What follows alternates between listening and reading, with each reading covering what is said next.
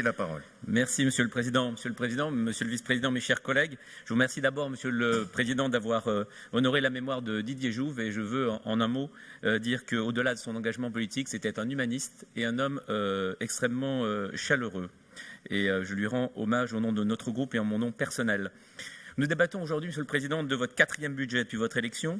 Et il faut vous reconnaître une constante que d'ailleurs nous n'avons jamais démentie.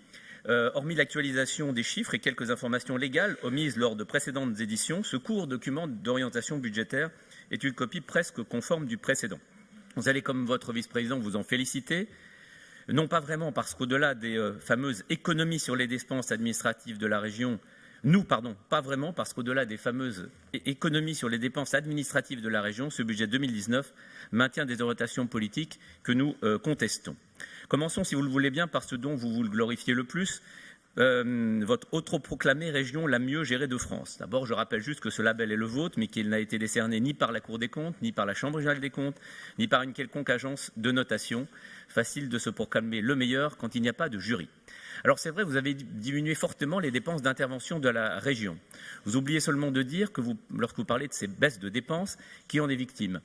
Pas les frais généraux ni les dépenses administratives de la région, elles ne représentent que 7% de l'effort total. 50%, soit 125 millions d'euros, est assumé par les chômeurs de notre région par la baisse drastique des formations qui leur sont proposées. Et le reste, 43%, par les acteurs culturels, environnementaux, associatifs, de quartier de notre région. Un exemple, l'association Remera. Vous savez que cette association est celle qui a relevé le nombre anormalement élevé d'enfants sans bras dans notre région. Pour vous, elle est inutile puisque sa subvention de 100 000 euros a été supprimée. Pour nous, non, car c'est un lanceur d'alerte utile. Écartons tout de suite l'argument selon lequel nous ne serions pas dans les dépenses de la région, les compétences de la région, c'est vrai, mais le financement d'une autoroute non plus. Autre victime de vos priorités, les plus modestes, dont le tarif d'accès au TER avec Illico Solidaire a été multiplié par 2,5. Deux poids, deux mesures, puisque par ailleurs, vous prenez et développez la gratuité, que nous ne contestons pas par ailleurs, des déplacements pour les policiers municipaux et les gendarmes. Pourquoi pour les uns et pas pour les autres? Il y a néanmoins un secteur qui ne connaît pas la disette. Ce sont les dépenses de communication de la région. Quelqu'un dirait « on claque un pognon de dingue ». Combien ? On ne sait pas parce que vous n'avez pas voulu répondre à notre question sur le coût de cette campagne sur France entière et sur tous les supports pour valoriser votre bilan de mi-mandat. Alors je vous le redemande, combien cela coûte tout ça? Les Oralpins ont le droit de savoir et si vous estimez, ce qui est parfaitement votre droit, cette dépense utile à la région, vous n'aurez donc aucune gêne à en assumer le coût. Un mot sur les chiffres d'investissement, Monsieur le Vice-président. Vous comparez un compte administratif historiquement bas à une prévision budgétaire. La réalité, c'est que sur le mandat précédent, la moyenne d'investissement était aux environs de 770 millions et que l'année dernière, vous avez consommé 788. On est loin des 180 millions d'euros supplémentaires. Mais nous ne sommes pas dans un débat d'orientation financière, mais d'orientation budgétaire. Alors parlons du fond. Car à mi-mandat passé, le bilan est plus que clair. Dans beaucoup de domaines, pas tous parce que nous ne sommes pas excessifs, ça n'avance pas, ça patine et la région s'enfonce doucement. Où en sommes-nous sur la politique économique? Pas très loin.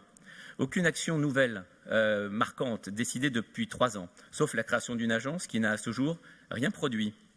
Baisse de 29 millions d'euros de l'effort de soutien au développement économique dans le cadre de votre budget. Pas de relance des politiques contractuelles de filière. Pas d'impulsion sur les pôles de compétitivité. Je sais bien, vous attendez l'initiative de l'État sur les pôles de compétitivité, mais vous devriez prendre l'initiative. Une politique des subventions directes à un petit nombre d'entreprises.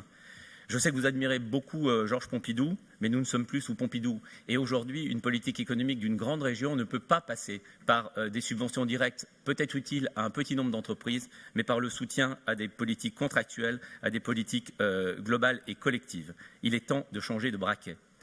Nous attendons une politique de la montagne qui ne se résume pas au canon à neige. Nous attendons une politique des quartiers qui n'oublie pas les associations qui œuvrent sur le terrain à la cohésion sociale et à la lutte contre le communautarisme. Nous attendons un vrai plan Marshall dans les lycées qui se fait attendre, puisqu'à ce jour, je le rappelle, vous avez investi moins dans les lycées publics que la moyenne des années précédentes. Nous attendons une politique des transports qui donne vraiment la priorité au train et ne se résume pas à une politique comptable où chaque euro dépensé en moins est un bon euro. Oui, notre région s'endort, Monsieur le Président. Elle vit sur la lancée d'actions engagées antérieurement, mais elle a besoin d'un cap. et pas seulement celui de la baisse des dépenses de fonctionnement. L'urgence absolue de préparer notre pays à la transition écologique semble sur le papier partagée par tous depuis la démission de Nicolas Hulot. Avons-nous changé de braquet? Non. Certes, nous avons voté une délibération présentée par votre vice-président Éric Fournier qui va dans le bon sens. Mais il faut accélérer le processus. Production d'énergie renouvelable, lutte résolue contre la disparition de la biodiversité avec une diminution drastique des consommations d'espaces naturels, corridors écologiques, priorité absolue aux modes de déplacement décarbonés. La région a les moyens d'impulser de nouvelles pratiques aux autres acteurs et notamment aux collectivités territoriales. Elle doit assumer son rôle pilote et elle s'y refuse. Un seul exemple, lors des échanges sur le schéma régional d'aménagement et de développement du territoire, qui est l'outil de programmation de la région, on nous indique que le schéma serait prescriptif pour les collectivités qui l'accepteraient. Pour les collectivités qui l'accepteraient seulement. Est-ce la vision qui est la vôtre du rôle de la région? Ça n'est pas la nôtre. Enfin, il y a le grand objet de ce mandat qui était la construction de la fusion. Et nous attendons de ce point de vue-là, parce que personne ne pense que c'était facile, mais nous attendons plus que simplement une protection de l'Auvergne dans les panneaux que vous affichez. Nous attendons des signes, par exemple sur la liaison Lyon-Clermont, en moins de 2 heures. Nous attendons des signes d'union et d'unité de la région, et ceci, ça doit être le projet régional. Il y a pour finir quelques points sur lesquels je vais vous marquer un point d'analyse, un accord d'analyse. Oui, nos relations avec l'État se sont dégradées comme avec toutes les collectivités territoriales. L'absence de dialogue, la remise en cause de la décentralisation sont inquiétants et inédits. La mauvaise manière, vous avez rappelé, faite aux régions en matière de TVA avec la remise en cause de paroles données n'est pas acceptable. Et nous souscrivons aux prises de position de Régions de France à ce sujet. De même, l'État n'est pas au rendez-vous du CPER et c'est la région qui doit faire l'avance. Je me dois de rappeler ici que nous avons eu à faire face à la même situation entre 2004 et 2011, objectivement moins après sous le CPER qui vient de se terminer, et qu'à la fin du contrat 2000-2007, la région en a été de sa poche, car l'État n'a jamais rattrapé le retard, et à l'époque de mémoire, l'écart se chiffrait au-delà de 100 millions d'euros. Nous sommes inquiets des choix qui seront faits suite au rapport Duron sur les infrastructures ferroviaires. À ce jour, ni les accès au Lyon-Turin, ni le Céphale, ni le POCL ne sont validés et le flou persiste sur l'ambition du nœud ferroviaire lyonnais. Nous attendons que vous mobilisiez les forces vives de notre région pour obtenir des avancées et sommes prêts, le cas échéant, si vous le faites, à les soutenir. Il y a toutefois des sujets sur lesquels vous pouvez agir pour compenser les conséquences des décisions du gouvernement. Je veux parler de la rénovation urbaine.